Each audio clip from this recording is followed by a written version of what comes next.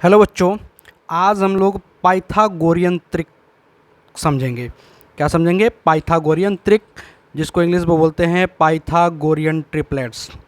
Pythagorean triplets क्या होता है? पाइथागोरियन त्रिक देखिए, अगर एक समकोण त्रिभुज ले लें और उसकी एक भुजा यानी जो समकोण बनाने वाली भुजा है, 90 अंश का कोण बनाने वाली भुजा है, एक भुजा की लंबाई हम 2n ले लें और दूसरी भुजा की लंबाई n² - 1 ले लें। एक का 2n, दूसरे का n² - 1। तो इसका जो कर्ण होगा, इस कर्ण की लंबाई अगर हम ज्ञात करें तो हमने पिछले वीडियोज़ में पाइथागोरस थ्योरम पढ़ा है। उस थ्योरम की सहायता से अगर हम चाहें तो कर्ण की लंबाई निकाल सकते हैं। तो कर्ण का वर्ग क्या होता है? समकोण बनाने वाली दोनों भुजाओं के वर्गों के योग के बराबर होता है। तो इस आधार पर अगर हम क्या करें, कर्ण का वर्ग करें तो क्या होगा? जो समकोण बनाने वाली दोनों भुजाएं हैं उनके वर्गों के योग के बराबर होगा। तो एक भुजा है 2n का वर्ग कर देंगे, 2n का स्क्वायर हो जाएगा। और दूसरा है n² - 1, इसका भी वर्ग कर देंगे। क्या करेंगे? इसका भी वर्ग कर देंगे। ठीक है। अगर इसको जोड़ करके हम लोग सॉल्व करें, सरल करें, तो देखें 2n का स्क्वायर क्या हो जाएगा? 2 का स्क्वायर हो जाएगा 4, n का स्क्वायर हो जाएगा n², तो हो गया 2n²। ऐसे ही इसका स्क्वायर करेंगे तो a - b का होल स्क्वायर के सूत्र में है, पहले a स्क्वायर करेंगे, फिर क्या करेंगे b स्क्वायर करेंगे और -2ab करेंगे। a के जगह पे n² है, उसका स्क्वायर करेंगे तो n² का स्क्वायर हो जाएगा n पे स्क्वायर का स्क्वायर। और जब घात के ऊपर घात हो तो घातों का गुणा कर देते हैं, तो 2 पर 2 का घात 2 दूनी 4 हो जाएगा, n पे घात 4 हो जाएगा। तो हो गया a² प्लस b², b के जगह पे 1 है, 1 का स्क्वायर करेंगे तो 1 आ जाएगा। -2ab, 2a के जगह पे है n², b के जगह पे है 1, 1 से गुणा करने से कोई मतलब ही नहीं है, कोई फर्क नहीं पड़ेगा। अब यहाँ देखिए 4n², उधर है -2n², दोनों सजातीय पद हैं, तो क्या करेंगे? 4n² में से -2n² यानी 2n² को घटा देंगे, तो 4n² में से 2n² घट जाएगा, क्या बचेगा? 2n² बचेगा। और यहाँ क्या होगा? प्लस n का पावर 4 प्लस 1, n का पावर 4 प्लस 1। देखें, अब इसको हम क्या लिख सकते हैं?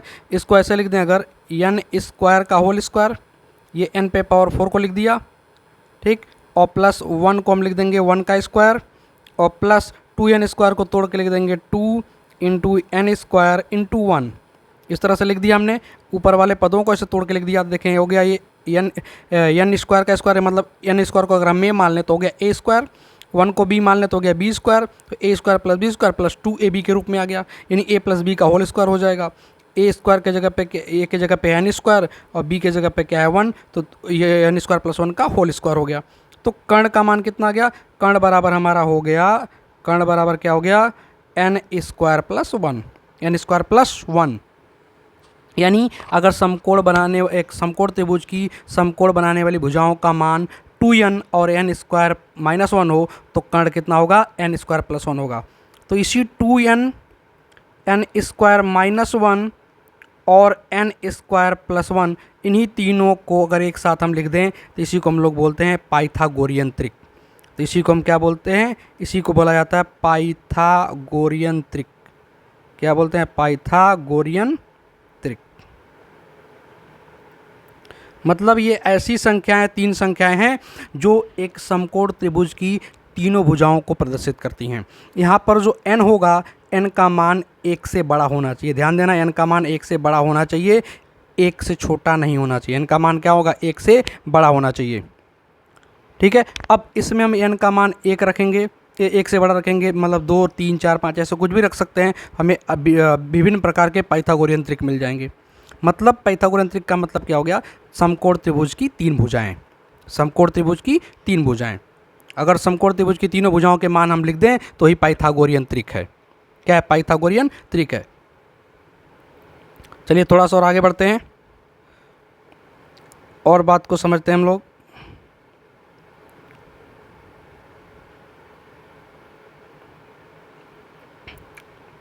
चलिए, एक समकोण त्रिभुज देखें, अगर एक समकोण त्रिभुज जिसकी एक भुजा हम ले लें 3 सेंटीमीटर, ठीक, 3 सेंटीमीटर, 3 मीटर कुछ भी, और दूसरी भुजा ले लें 4 सेंटीमीटर, तो ये कर्ण कितना आएगा?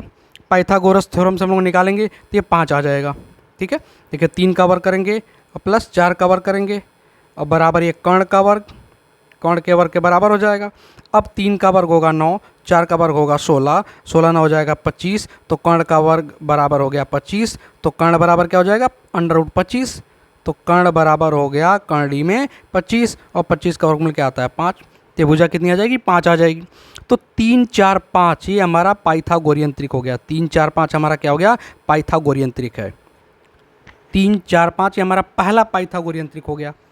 ठीक है, अब इसी को जो अभी पीछे हमने कहा था कि 2n n² -1 और n² +1 ये हमारा पाइथागोरियन त्रिक होता है, इसको पाइथागोरियन त्रिक बोलते हैं। तो देखें क्या इससे ये वाला पाइथागोरियन त्रिक हम प्राप्त कर सकते हैं? हाँ कर सकते हैं। n का मान क्या कहा गया 1 से ज़्यादा लेना है, n का मान 1 से ज़्यादा लेना है।